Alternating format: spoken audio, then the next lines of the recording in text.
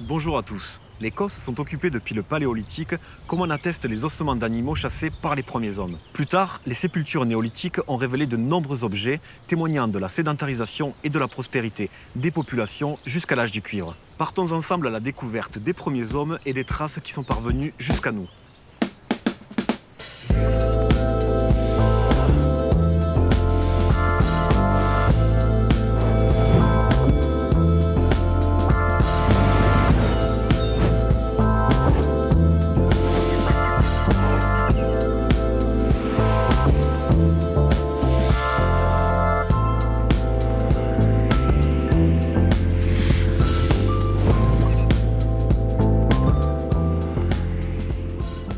Nous sommes à Lodève, dans le nord de l'Hérault, où se trouve un musée exceptionnel consacré à l'art moderne, la paléontologie, l'archéologie, la géologie ou encore les sciences naturelles. Unique en France, il retrace une vaste période de l'histoire de la Terre à travers des collections exclusivement locales.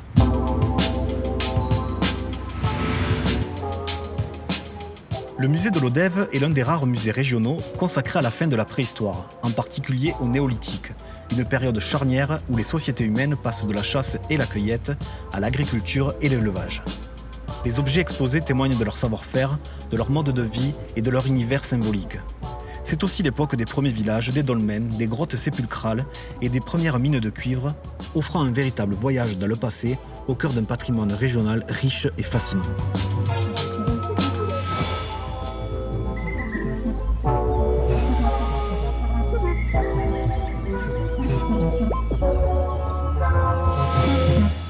Depuis toujours, se protéger des éléments est une nécessité pour l'homme. Dans notre région, en plus des grottes, les rochers dolomitiques d'Écosse ont servi d'abri.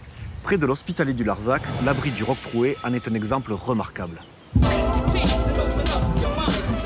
Ce refuge naturel, avec un auvent rocheux de 3 mètres de haut sur 7 de profondeur, a été occupé à différentes époques. Des fouilles ont révélé une présence humaine il y a 12 000 ans, à la fin de la dernière glaciation, ce qui a été une découverte inédite dans la région. Il a ensuite accueilli chasseurs, agriculteurs, bergers, et plus tard, les traces d'occupation récentes comme des tessons gallo-romains ou une pièce de Louis XIV. Le Roc Troué est ainsi un témoignage unique de l'adaptation humaine aux Cosses, comme une frise chronologique gravée dans le temps.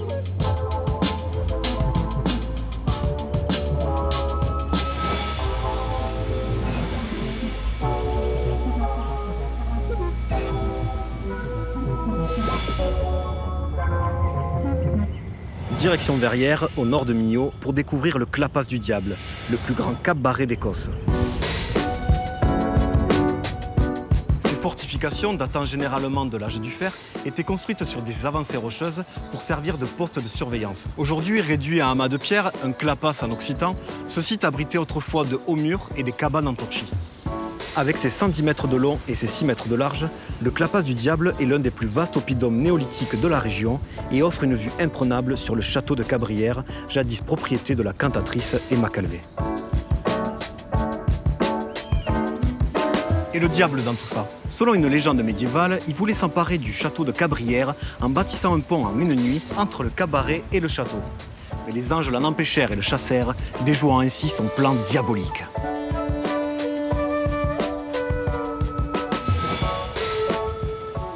À l'image des statues menhirs, notre territoire est riche de son histoire, même la plus ancienne. Les traces des premiers hommes y sont nombreuses, et il n'est pas impossible que de nouvelles découvertes viennent encore enrichir nos connaissances sur la vie de nos lointains ancêtres. Moi je vous dis à bientôt, et d'ici là, restez curieux.